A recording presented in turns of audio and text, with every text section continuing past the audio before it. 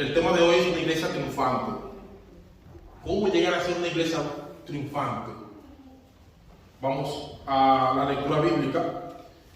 San Mateo 16, 18 dice: y yo también te digo que tú eres Pedro, y sobre esta roca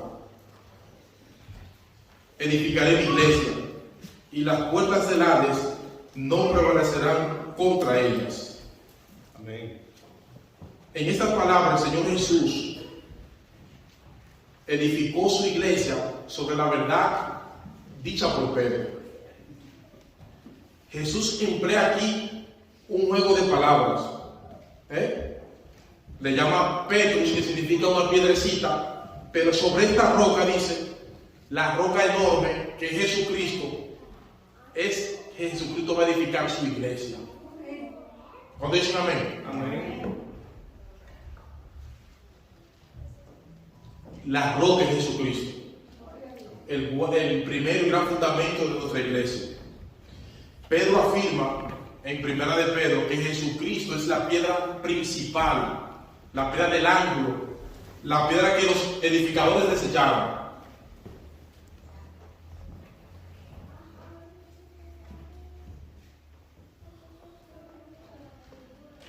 Esta lectura bíblica, mis hermanos, no dice en ningún lado que la iglesia va a tener sucesores.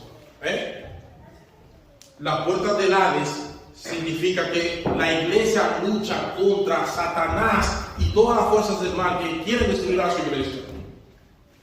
Muchos se van a apartar de la fe,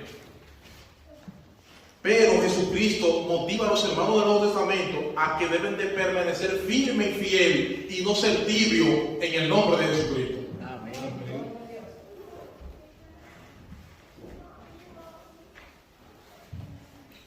Cristo dice que la iglesia de Él nunca va a ser destruida aunque Satanás haga lo que haga. Las iglesias se pueden volver tibias a medida del tiempo, pero los tibios no van a pertenecer al reino de los cielos. Por la gracia de Dios y su poder soberano, Cristo va a sostener a su iglesia por medio de toda la historia. Cristo siempre va a tener un remanente fiel que le responde a Él. ¿Por qué? Porque la iglesia debe estar poseída por el poder del Espíritu Santo. El vocablo griego para la iglesia significa reunión de pueblo, pueblo convocado. En el Nuevo Testamento, mis hermanos, designa al primer lugar a la iglesia que se reúne en un hogar o en un templo como este. Nosotros como iglesia nos reunimos como calidad de ciudadanos del reino de los cielos. Cuando se habla de iglesia en la Biblia se puede referir a una iglesia local como una iglesia universal. Se presenta a la iglesia como pueblo de Dios, según 1 Corintios 1:2, como el grupo de creyentes redimidos que existen. Es un pueblo que ya no pertenece a esta tierra, según Hebreos 12, 13 y 14. La primera función de la iglesia es perseverar en la verdad que Cristo ha proclamado y ha dejado. La iglesia es un pueblo llamado a salir del mundo y entrar al reino de los cielos. La separación del mundo es inherente, porque la iglesia tiene que estar enfocada en el premio mayor, que es la vida eterna conseguida en Jesucristo. La iglesia es el templo de Dios donde habita el Espíritu Santo. 1 Pedro 2, 4, 10. La iglesia existe para ser justa delante de este mundo. La iglesia es el cuerpo de Cristo. No hay iglesia en este mundo si no predica esa iglesia la verdad de que Cristo dejó establecida en su santa palabra. La iglesia es la esposa de Cristo. según Corintios y Efesios también. La imagen del matrimonio nos pone a nosotros en un compromiso de serle fiel a ese esposo que es Jesucristo. La iglesia triunfante es una confraternidad espiritual que se reúne para luchar contra el poder del mal. La unidad del Espíritu Santo tiene que estar en la iglesia. La confraternidad y el amor visible debe verse en su iglesia. La iglesia es un ministerio que pone al servicio del Señor y de la iglesia los dones que Dios le ha dado. La iglesia es un ejército que tiene un conflicto espiritual entre el bien y el mal que tiene que ser ganado por nosotros, los miembros de la iglesia. ¿Cuántos dicen amén? Amén. La iglesia tiene una lucha constante contra Satanás, el pecado y todos los demonios de Satanás. Como somos un ejército, no estamos solos. El Señor está con nosotros peleando nuestra batalla y en su nombre vamos a ser más que vencedores.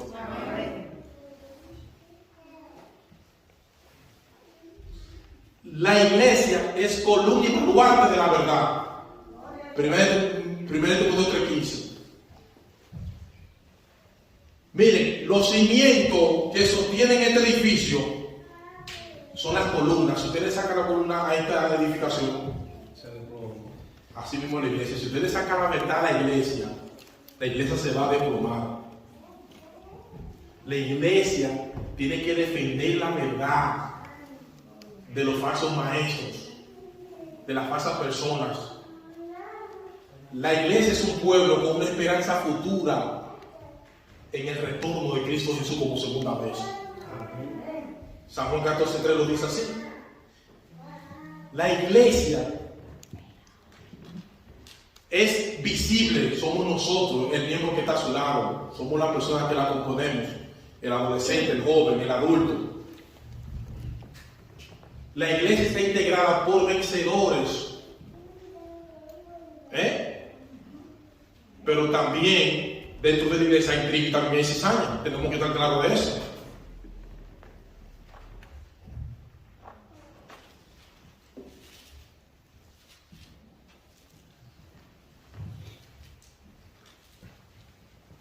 Nosotros necesitamos, mis hermanos, una dinámica para realizar cambios trascendentes en nuestras vidas. Romanos 12:1-2 dice, la segunda lectura bíblica: así os ruego por la misericordia de Dios que presentéis vuestro cuerpo en sacrificio vivo, santo, agradable a Dios, amén, que es vuestro culto racional. Amén. No conforméis a este siglo, sino en la renovación de nuestro entendimiento, aquí en la mente, para que probemos cuál es la voluntad de Dios agradable para Él. Dios tiene planes para usted y agradables y buenos para usted y para mí.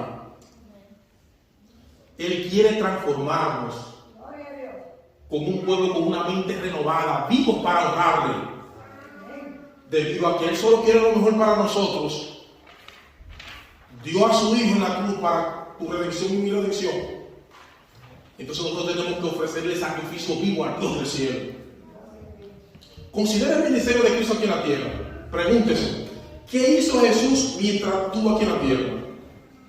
¿Qué haría si estuviera hoy aquí en Scranford, Pensilvania? Los diferentes elementos que formaron parte del ministerio de Cristo es lo que hoy la iglesia tiene que estar haciendo hoy en día. Amén.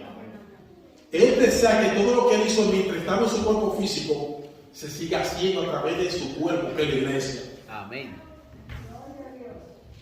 Considera las imágenes y los nombres de la iglesia. En el Nuevo Testamento, un cuerpo, una novia, una familia en la iglesia, un rebaño, una comunidad en la iglesia, es un ejército. Cada una de estas imágenes tiene una complicación en lo que la iglesia tiene que ser y en cuanto a lo que la iglesia debe estar haciendo. Considere los ejemplos de la iglesia del Nuevo Testamento. ¿Qué hicieron las iglesias del Nuevo Testamento? ¿Qué dijo Jesús que hiciéramos? Jesús dijo que él edificará su iglesia. Cristo tenía un propósito específico para la iglesia. Recuerden, es la iglesia de Cristo, no la nuestra. Él fundó la iglesia, fundó por ella y mandó su espíritu sobre ella. Y algún día volverá por su iglesia fiel aquí en la tierra. ¿Cómo dicen amén? Amén. Los propósitos de la iglesia no se negocian. Hay que comprender los propósitos que Dios tiene para su iglesia aquí en la tierra. Los programas deben de cambiar a través de las generaciones. Podemos introducir innovaciones al estilo para salvar almas, pero jamás podemos negociar los principios de la iglesia. Amén.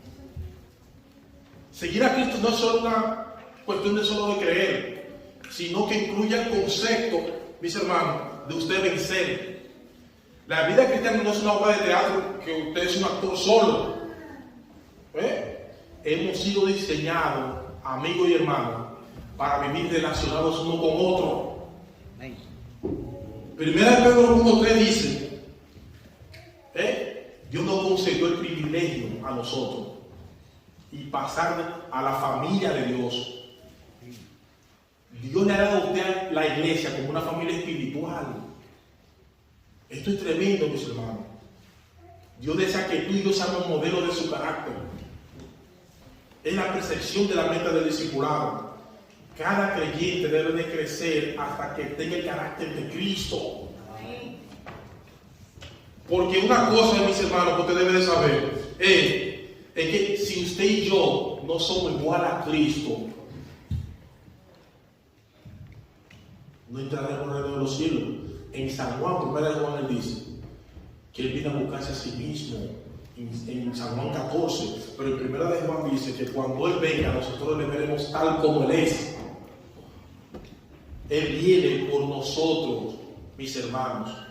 Nosotros, si usted fuera una computadora, Dios quiere que trabajar con el procesador, con el disco duro. Si usted fuera un vehículo, tratara con el motor. Pero usted y yo somos personas.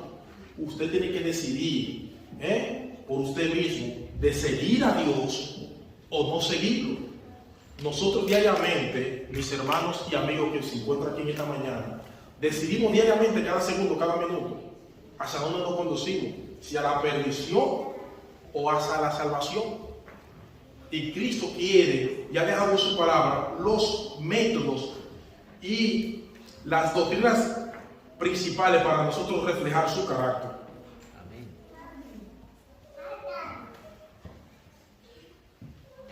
Para esto tú fuiste llamado. Cristo padeció por nosotros para que sigamos sus pisadas. Timoteo dice que nosotros tenemos que ser ejemplos de los creyentes en palabra, conducta, amor, espíritu, fe y pureza. Considere que la madurez no se mira por lo que usted aprende, sino por la forma como usted vive. Nosotros podemos saber mucho de Biblia, pero muchas veces somos inmaduros espiritualmente. Debemos de echar a un lado nuestros deseos carnales y poner todos los recursos que Dios nos ha dado a nosotros a disposición de Dios. Amén.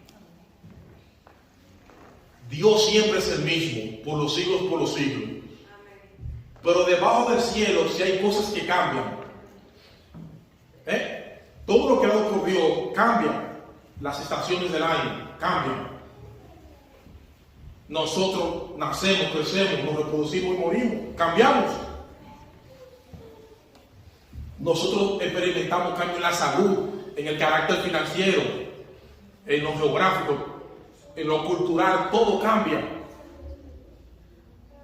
Entre otras cosas. Todo lo que tiene vida experimenta cambio. Entonces existen varias clases de cambios. Cambios para peor, cambios para mal, cambios para bien y cambios para mejorar.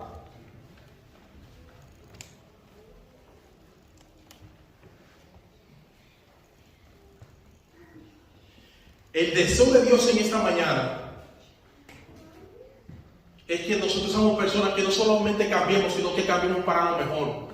La Biblia llama eso crecimiento espiritual o transformación. Mira, ser transformado, la palabra metamorfosis es el proceso en el cual un gusano se vuelve en una bella mariposa. El nacimiento espiritual para ser una iglesia triunfante es necesario en nuestras vidas. Sin el nuevo nacimiento no se puede entrar al reino de los cielos. El nacimiento espiritual, amigo hermano, es la transformación de la persona mediante el proceso. Se le imparte al corazón del creyente la vida eterna que lo convierte en hijo de Dios. Ya no se conforma a la cosa de este mundo, sino que se viste de la justicia y la santidad de Dios. Efesios 4:24. El nacimiento espiritual es necesario para ser una iglesia triunfante. Porque separado de Cristo, nosotros no podemos hacer nada. Separado de Cristo, nosotros naturalmente somos carnal, somos humanos. Entonces, el día que usted acepta a Cristo, hay una lucha entre su viejo hombre y su nuevo hombre. Y a medida que usted va caminando en la vida, usted va alimentando al viejo hombre o al nuevo hombre. ¿A cuál usted está alimentando? El reino de los cielos es espiritual, no es carnal. Por eso es que lo espiritual se entiende a nivel de espíritu. El nacimiento espiritual se produce de los que se arrepienten del pecado y se vuelven a Dios. Y ponen su fe en Jesucristo como Salvador y Señor. El nacimiento espiritual es la transición de la vida antigua a una vida de obediencia a Dios. Los que de veras han nacido de nuevo son librados de la esclavitud del pecado y obedecen a Dios y a sus principios. Romanos 8:13-14. Llevan una vida recta, aman a los demás, evitan estar relacionados con el pecado. Así como se puede hacer del Espíritu Santo, así también se puede extinguir esa vida cuando usted elige impíamente cosas de este mundo. Morir espiritualmente, según la Biblia, usted tiene que morir al mundo y a la carne. Si vivís conforme a la carne, moriréis. Romanos 8:13.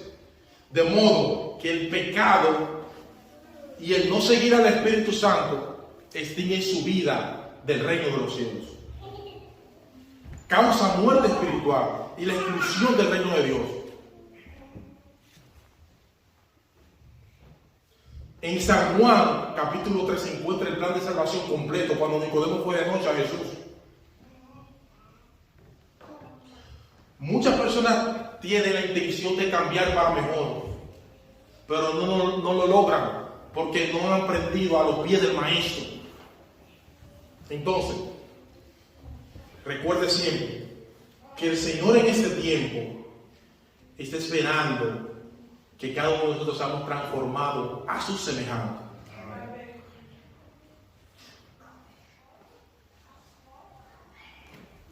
Cristo quiere, mis hermanos, que la gloria de Dios sea derramada sobre cada uno de sus hijos. Amén. Pero tenemos que estar preparados para recibir dicha gloria. Al contemplar la naturaleza de Dios, nos asemejamos más a Cristo. Por medio del Evangelio vemos la verdad de Cristo que Él dejó en su palabra para el crecimiento espiritual de cada uno de nosotros. Entonces, si yo tengo la mente de Cristo, ¿por qué pienso tanto como Henry? Si tú tienes y yo tenemos el corazón de Cristo, ¿por qué me enojo con facilidad? ¿Por qué me uno al chinoteo del trabajo para burlarme de nuevo? ¿Por qué no soporto al vecino de al lado que me tira la basura? Si queremos ser como Jesús, si queremos ser una iglesia triunfante. Si Jesús mora en mí, ¿por qué me enojo cuando hay tráfico? Parte de esta historia queda ilustrada en una historia de una mujer en Irlanda que tenía una casa que tenía electricidad, pero la persona que mide la electricidad fue a chequear el contador. Ella fue una de las primeras que tuvo electricidad en Irlanda, la señora. Entonces le dieron el que chequea el contador, que si estaba funcionando bien la electricidad. Y ella dijo que sí, la señora. El hombre dijo, ¿me puede explicar? Según aquí usted no ha usado nada de electricidad. Claro que sí, dice ella. Todas las noches, cuando se pone el sol, enciendo las luces y enciendo las velas. Después la apaga la vela. Tenía electricidad en la casa, pero no lo usaba. Su casa tenía la conexión de los enchufles, pero no había tenido ninguna alteración ni luz. ¿No cometemos muchas veces la misma equivocación nosotros? Con nuestras almas salvadas, y nos resistimos al cambio. Estamos conectados, pero no nos alteramos. Nos resistimos de la transformación. Ocasionalmente movemos el interruptor, pero no ocurre nada en nuestras vidas. ¿Qué pasaría si dejamos las luces encendidas? ¿Qué ocurre si no solo moviéramos los enchufles, sino que vivamos sin la luz? ¿Qué cambio ocurriría si nosotros invitamos a Cristo a morar en nuestra vida? Dios tiene para cada uno de nosotros un plan ambicioso. ¿Cuántos dicen amén? Amén. Su plan es nada menos que una transformación total, no a media. Dios decidió moldear la vida de nosotros de acuerdo a la línea de sus principios. Para lograr esto, los cambios no son un proceso de la noche a la mañana, ni una sola vez en la vida, sino que se repiten en el ciclo de la vida que está durante toda la vida. Todos los cambios llevan tiempo, no de inmediato. Los cambios requieren hacer ajustes y correcciones. Los cambios tienen que tener un plan definido. Por ejemplo, voy a cambiar mi carácter agresivo que tengo.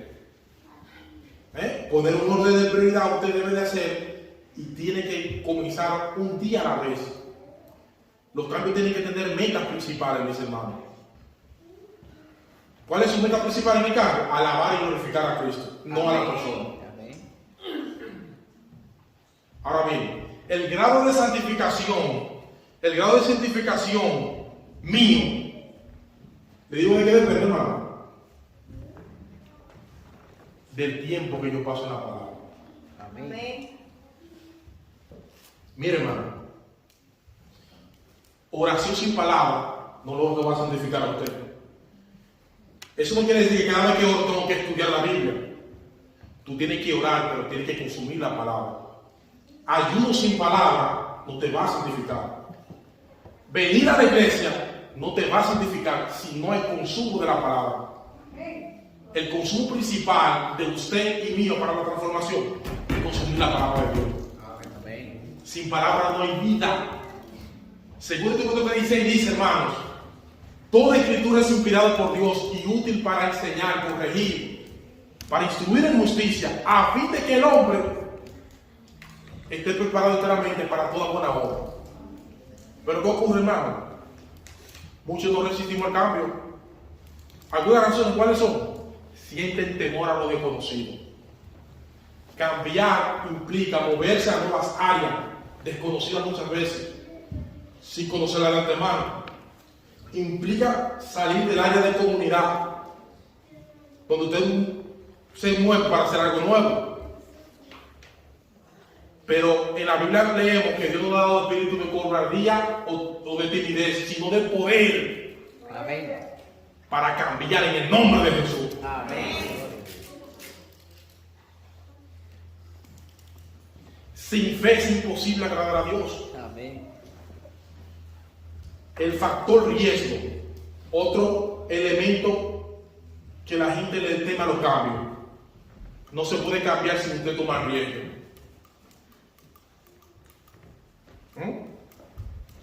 Muchas veces nosotros vemos que algunos cambios hacen bien en otros, pero ese mismo cambio que hizo bien en otro, no sabe si funciona en usted. Otra de las cosas por las cuales la gente siente temor al cambio es por el medio ambiente que nos rodea.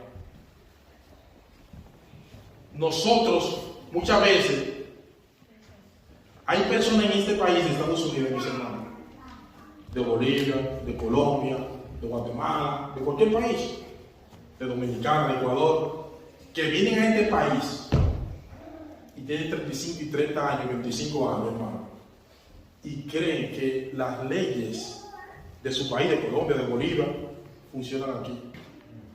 Y no es así. Y siguen viviendo conforme a lo que le enseñaron en su país. Y aquí no funciona. Me doy a entender, mis hermanos. Jesús de Nazaret se crió como niño y adolescente en el peor barrio, que era Nazaret.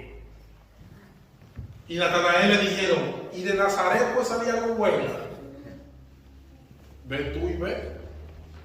Jesús no dejó como adolescente, como joven, que el medio ambiente le afectara su vida como cristiano. Y muchas veces nosotros nos resistimos por el medio ambiente, por las malas compañías que influencian en mal en nosotros. Y nosotros como jóvenes y como adultos tenemos que influenciar en otros para vida eterna. No ellos que hagan influencia en nosotros para mal. Usted es un hijo de Dios y tiene que darse a reconocer como hijo de Dios. He escuchado que los elefantes de circo, lo que nosotros vemos en los círculos, está con una suela, pero no se suelta, hermano. ¿Cómo puede ser que un elefante tan fuerte no rompa ese lazo? La respuesta es que desde pequeño al elefante se le entrena, atándolo a una cuerda. Y al principio, cuando tú lo estás entrenando, él la rompe. Una y otra vez hace fuerza el elefante, lo hace muchas veces, pero no la puede romper hasta que se da por vencido y se deforma el elefante de que no se puede ir de la cuerda. El elefante siempre vive con el patrón de que no puede romper la cuerda, pero realmente puede. Nosotros podemos vencer el poder del miedo para cambiar, mis hermanos. Muchas veces el proceso del cambio requiere que nuestras almas se angustien, pero en medio de la angustia es donde Dios queda. Dios siempre queda en el medio de la aflicción. Si nosotros nos quedamos pensando siempre en la tierra de donde nos salimos, siempre vamos a querer regresar otra vez allá. Como lo hizo Abraham. Abraham salió de Ur y no se recordó más, y siguió hacia adelante, hacia el camino, hacia la ciudad celestial. ¿Hacia qué ciudad usted salió, mis hermanos? ¿Hacia la celestial o a la terrenal? Hacia la celestial. Nosotros tenemos que entender, como cristianos creyentes, que su patria es celestial, no es terrenal. Que usted salió hacia la Canaán celestial, no la terrenal. Y que usted, como ser humano, aquí en este planeta Tierra, es un peregrino y extranjero. Usted pertenece al reino de los cielos. ¿Cuántos dicen amén? Amén.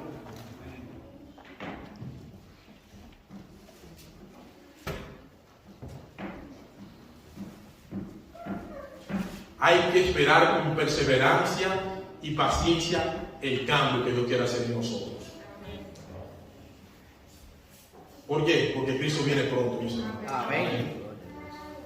No nos cansemos de hacer el bien, porque a su tiempo segaremos y no desmayamos. No podemos cansarnos en esta carrera cristiana. Para usted cosechar, primero tiene que sembrar, ¿sí o no?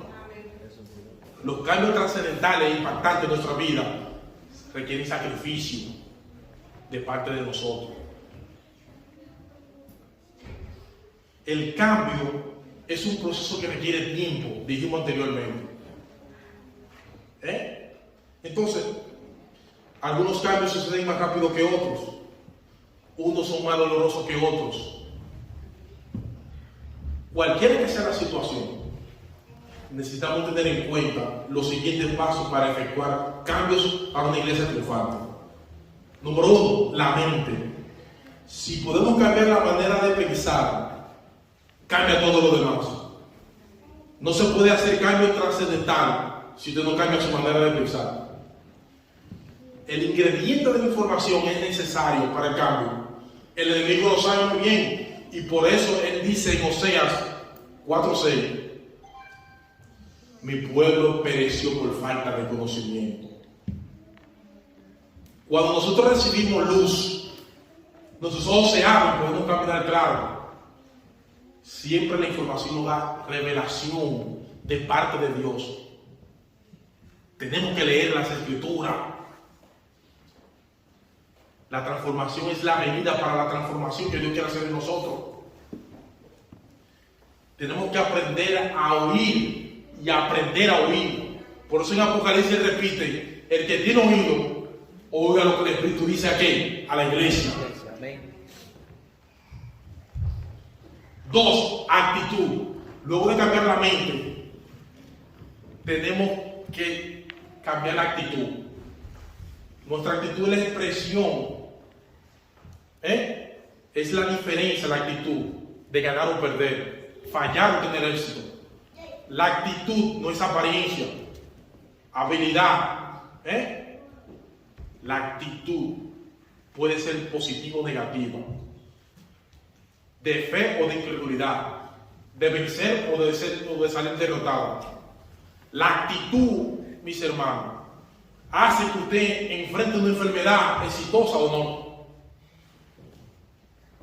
3, estilo de vida.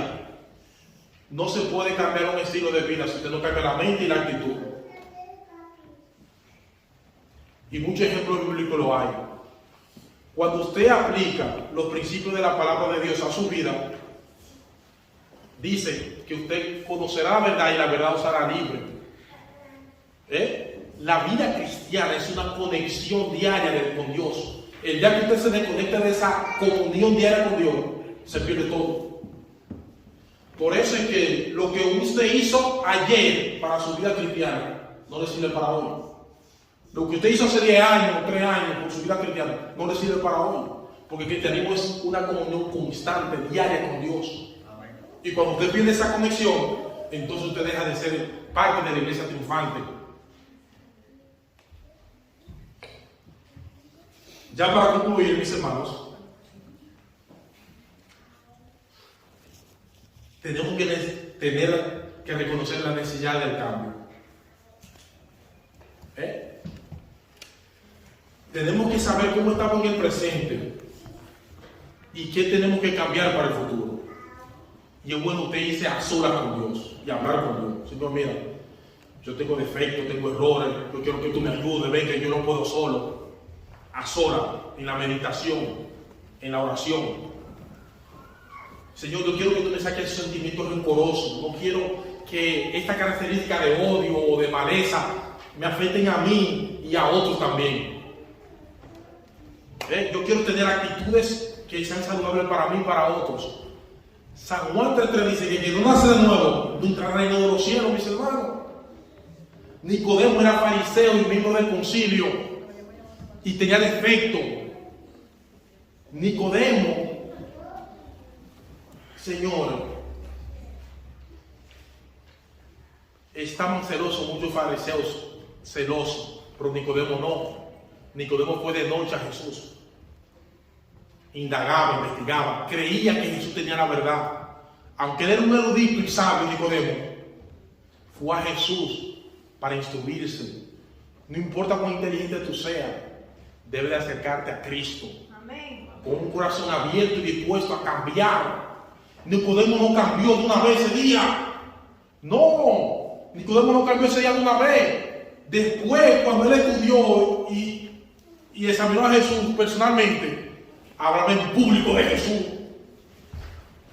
Los cristianos, la iglesia, los fariseos y los judíos esperaban que la iglesia que Cristo dejó fundada desapareciera cuando Cristo ascendió.